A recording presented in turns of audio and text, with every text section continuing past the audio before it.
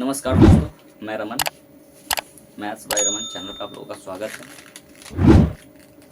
जब 12th का exercise 6.1 और 2 क्लियर हो चुका है। 6.3 लेकर के आए हैं। चैप्टर है आपका स्पर्श रेखा और अभिलंब, ठीक है ना। चैप्टर है स्पर्श रेखा और अभिलंब, एक्सरसाइज 6.3, ठीक है। स्पर्श रेखा एवं अभिलंब, ठीक है। इसको बोलते हैं, स्पर्श रेखा को टेंजेंट बोलते हैं और अभिलंब को नॉर्मल बोलते हैं, ठीक है ना। टेंजेंट एंड नॉर्मल्स, ठीक है ना। बेसिकली हम लोगों को यहाँ पे ये ज्ञात करना है कि स्पर्श रेखा का समीकरण और अभिलंब का समीकरण। तो समझते हैं कि स्पर्श रेखा किसको कहते हैं, अभिलंब किसको कहते हैं। स्पर्श रेखा तो हम जानते हैं 10th क्लास से कि स्पर्श रेखा किसी को छू करके जाने वाले सरल रेखा को क्या कहते हैं, स्पर्श रेखा कहते हैं। तो एक नॉर्मल सा, अगर हम एक ग्राफ लेते हैं, एक नॉर्मल सा ग्राफ लेते हैं, ग्राफ पे समझिएगा। ये हमारा x है और ये हमारा y बराबर f ऑफ x है। y बराबर क्या, f ऑफ x, ठीक है। कोई ग्राफ लिए, ठीक है। तो इस बिंदु पर स्पर्श रेखा खींचेंगे। इस बिंदु पर अगर हम एक स्पर्श रेखा खींचते हैं, ठीक है, तो यहाँ पे सट जाएगा, एक मिनट थोड़ा सा, ठीक है, यही ग्राफ है। तो यहाँ से अगर एक हम स्पर्श रेखा खींचते हैं तो ये मेरा स्पर्श रेखा आएगा, ठीक है, ये स्पर्श रेखा।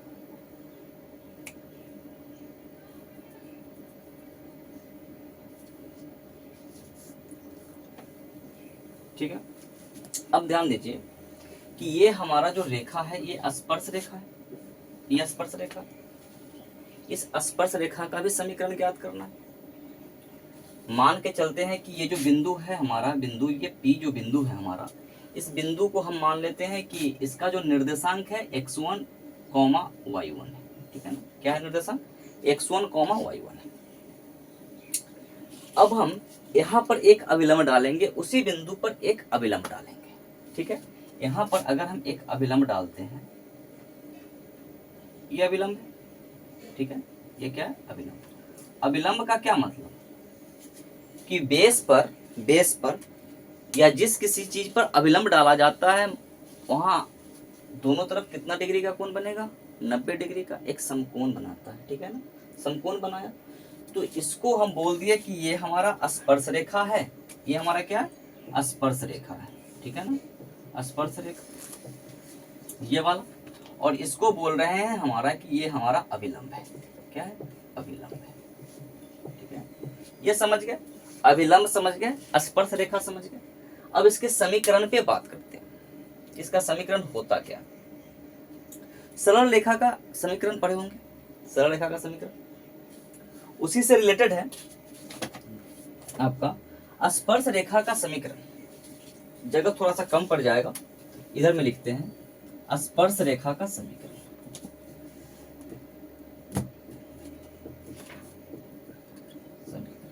ठीक है, ये होता है y माइनस y1 बराबर m, ठीक है ना, m into x minus x1। अब यहाँ पे ये समझना है कि m है क्या, कोई दिक्कत, m है क्या, ठीक है ना। तो m जो है हमारा, m है ढाल, ढाल कह लीजिए या स्पर्श रेखा की प्रवणता कह लीजिए, ढाल कह लीजिए या स्पर्श रेखा की प्रवणता कह लीजिए या फिर tan थीटा कह लीजिए। ये स्पर्श रेखा है, ठीक है ना। इस स्पर्श रेखा की प्रवणता, कहने का मतलब है कि यह स्पर्श रेखा अगर आगे की तरफ बढ़े तो यहां से एक जो x अक्ष से जो कोण बनेगा, x अक्ष से जो कोण बना थीटा, यही थीटा जो होता है वो स्पर्श रेखा की प्रवणता कहलाता है। और इस थीटा में tan थीटा का मान देखिए कि किस तरह से, ये जो निर्देशांक है हमारा वो है क्या, x1 comma y1, x1 comma y1। अब हम जानते हैं यहां से एक इमेजिनरी लाइन खींचते हैं। एक बात समझिएगा कि किसी भी ग्राफ पर इमेजिनरी लाइन जो होता है ना वो ग्राफ का हिस्सा नहीं होता, ठीक है ना, ग्राफ का हिस्सा नहीं होता है, उसको हम ग्राफ के अंतर्गत नहीं रखते हैं। ये बस हम ऐसे ही खींचे हैं इस बिंदु का निर्देशांक ज्ञात करने के लिए। तो इस बिंदु का निर्देशांक यही है ना कि यहाँ से ये जो है मूल बिंदु है 0 से यहाँ तक x1 चले, x1, और इसके तरफ यहाँ से हम यहाँ तक y1 चले ना। tan थीटा क्या होता है, tan थीटा बराबर होता है p upon b, p upon perpendicular upon में बेस, परपेंडिकुलर अपॉन में बेस, ठीक है। तो यहां से देखिए ये हमारा बेस है ना, ये हमारा क्या है, बेस है, ठीक है, ये बेस है। और ये हमारा क्या है, परपेंडिकुलर है, एक तरह से परपेंडिकुलर है, p है, ये p बिंदु है और ये p परपेंडिकुलर है, ठीक है ना, कंफ्यूज नहीं होइएगा। अब ध्यान दीजिए हमने कहा कि स्पर्श रेखा की ही प्रवणता क्या होता है, tan थीटा होता है, और यही आपका dy अपॉन dx होता है। हमने बताया कि स्पर्श रेखा की प्रवणता, स्पर्श रेखा की प्रवणता बराबर होता है ढाल, ठीक है। और इसी ढाल को हमने क्या कह दिया, इसी ढाल को हमने कह दिया tan थीटा, इसी ढाल को हमने क्या कह दिया, tan थीटा बोल दिया। और tan थीटा बराबर क्या होता है, dy अपॉन dx होता है। ये सारा चीज, ये पांचों चीज एक ही है, पांचों चीज क्या है, एक ही है। अब देखिए कि क्या ये dy अपॉन dx मतलब y में परिवर्तन है और x में भी परिवर्तन है, दोनों में परिवर्तन d लगा हुआ है, ठीक है। तो ये देखिए आपका ये y है कि नहीं है ना, y है। यहां से यहां तक की बिंदु है, ये दोनों समांतर एक दूसरे का, तो ये आपका क्या है, y है। तो p क्या है, y है, y में परिवर्तन। और ये वाला x है ना, x है, b क्या है, x है। तो यही हमारा स्पर्श रेखा की प्रवणता है, ठीक है ना। कोई कंफ्यूजन हो तो फिर से समझिएगा इस चीज को, ठीक है। और m के लिए हमने बता दिया क्या, m ही क्या है, आपका ढाल है, यही क्या है, आपका ढाल है। तो ढाल बराबर हम लिख सकते हैं dy बटा dx। इसके अकॉर्डिंग जो आपका स्पर्श रेखा का समीकरण आ जाएगा वो हमारा आएगा y माइनस y1 बराबर dy upon dx into x minus x1।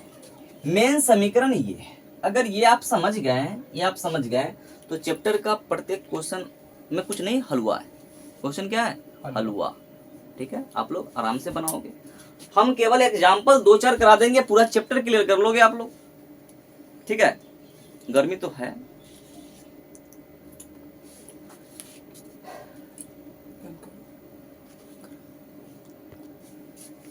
ये देखें स्पर्श रेखा का समीकरण निकल गया। अब हमको अविलंब का समीकरण ज्ञात करना है।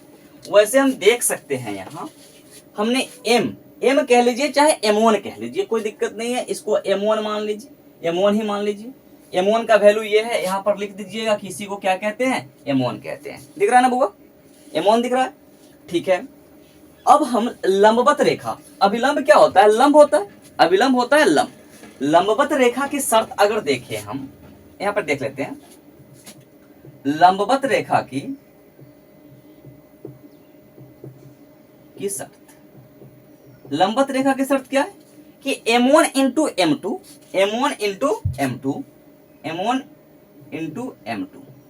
ये बराबर होता है -1 का, ठीक है ना। m1 इंटू m2 बराबर होता है किसका, -1 का। अब यहां से देख लीजिए कि अगर हम निकालना है m2 निकालना है हमको, अगर हमको m2 निकालना है तो m2 बराबर क्या हो जाएगा, -1 बटा m1, और यही से देखिए कि m2 बराबर क्या हो जाएगा, -1 बटा dy अपॉन dx। ये dy अपॉन dx क्या है कि m1 का जो वैल्यू है, और ये जो है हमारा अविलंब की ढाल है, अविलंब की ढाल है, अविलंब की ढाल। तो यहां से हम अविलंब का समीकरण निकाल लेंगे, यहां से हम अविलंब का समीकरण निकाल लेंगे, ठीक है ना। इसको भी ध्यान में रखते हुए अविलंब का समीकरण, अविलंब का समीकरण ये क्या सेम हो जाएगा, सेम क्या आ जाएगा, रेखा का ही समीकरण है।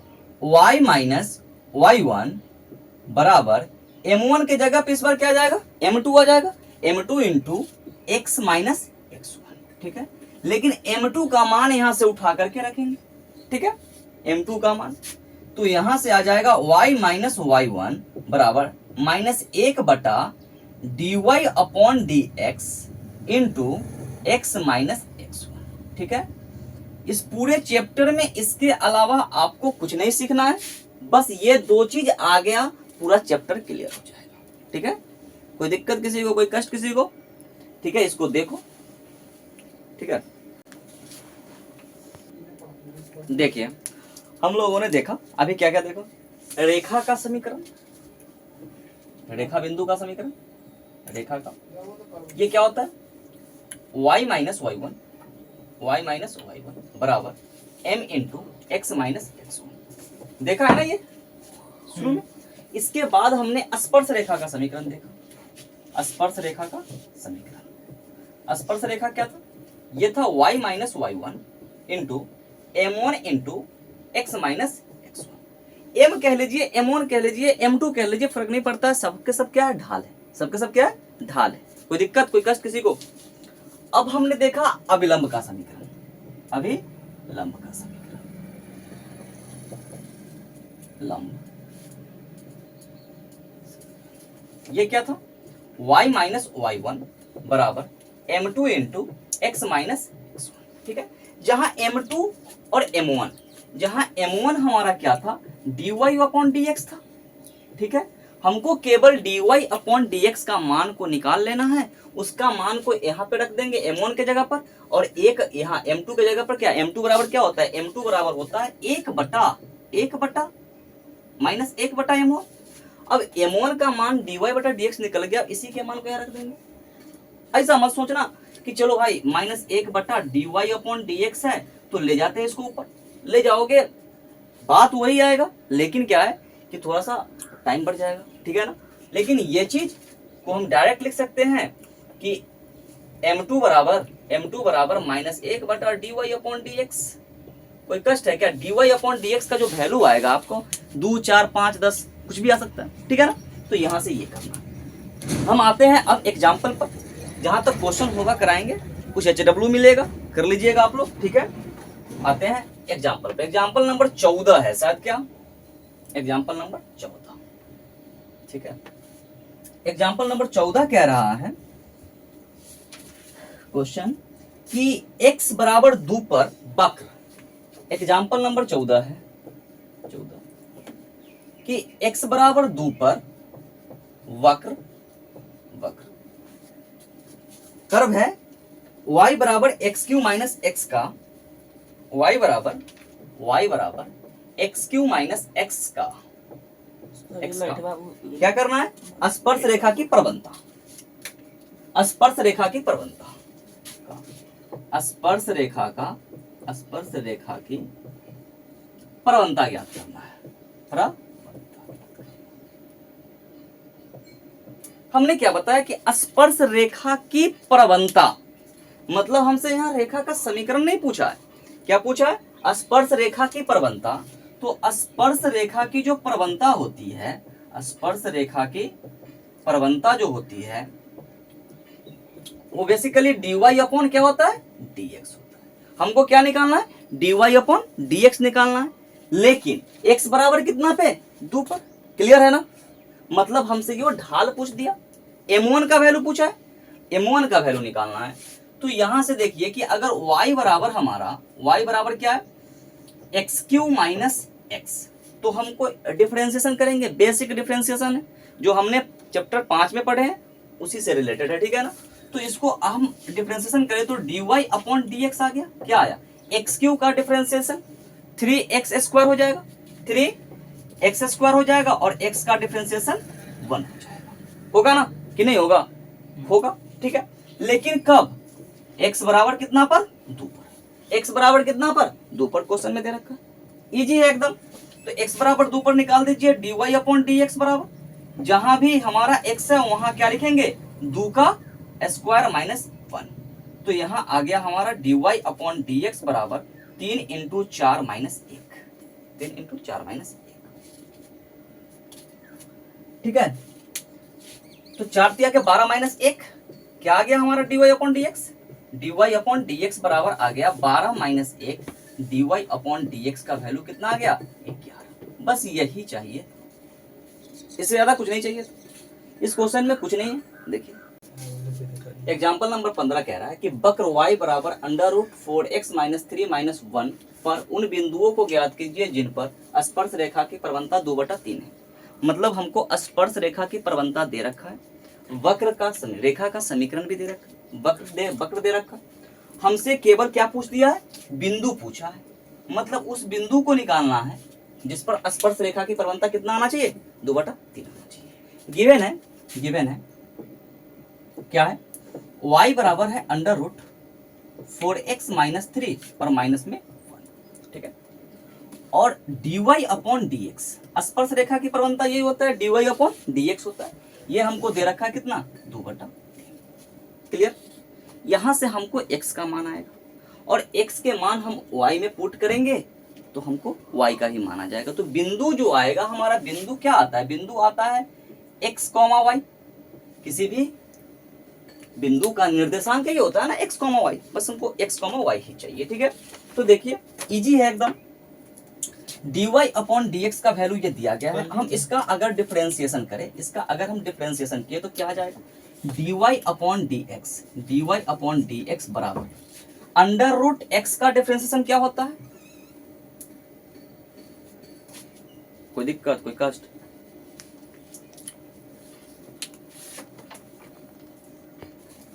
ठीक है। देखिए √x का डिफरेंशिएशन क्या होता है, -1/2 माइनस, जैसे कि इसको दो तरीका से कर सकते हैं। तरीका तो एक ये है कि अगर हमारा √x का डिफरेंशिएशन निकालना है, अगर इसका डिफरेंशिएशन निकालना है तो रूट का पावर कितना होता है, 1/2 होता है, 1/2। तो इसको पावर के अकॉर्डिंग अगर आ जाए, इसको याद करने का चीज है, तो x के पावर कितना आ जाएगा, 1/2। तो 1/2 पावर तो गुना में आ जाता है, तो 1/2 गुना में आ गया। और फिर x का पावर जो है 1/2 में से 1 घट जाएगा, घट गया, तो ये कितना आ जाएगा, 1/2 x के पावर -1/2 आ जाएगा ना। और -1/2 कहने का मतलब है कि इनवर्स, मतलब नीचे आ जाएगा, 1/2 इंटू 1/x के पावर 1/2। इसको लिख सकते हैं ना 1/2 √x। बस यही चीज को मैं बताना चाह रहा था।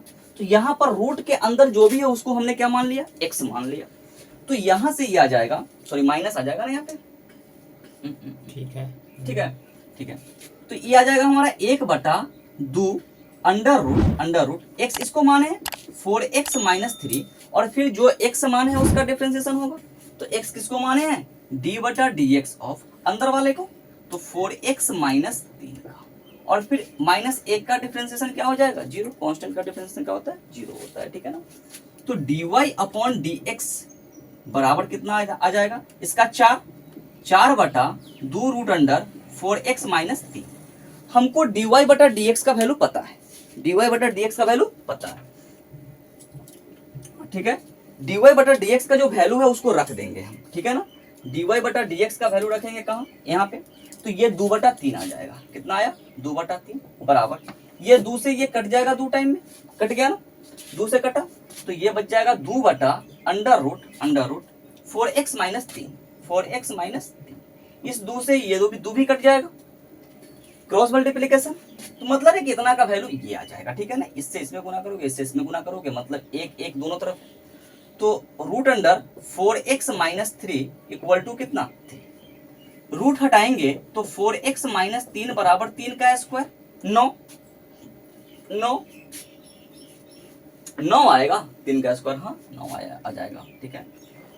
तो 4x माइनस 3 बराबर हो जाएगा 9, ये 3 चला इधर, तो 4x बराबर 9 प्लस 3, 4x का वैल्यू आ गया 12 और x का वैल्यू आ गया 3, x बराबर कितना आ गया, बिंदु निकालना, बिंदु में x का मान हमको 3 आ गया, इस 3 का जो वैल्यू है इस y में रखेंगे, इस y को हम समीकरण 1 मान लेते हैं, इस y को हमने क्या मान लिया, समीकरण 1।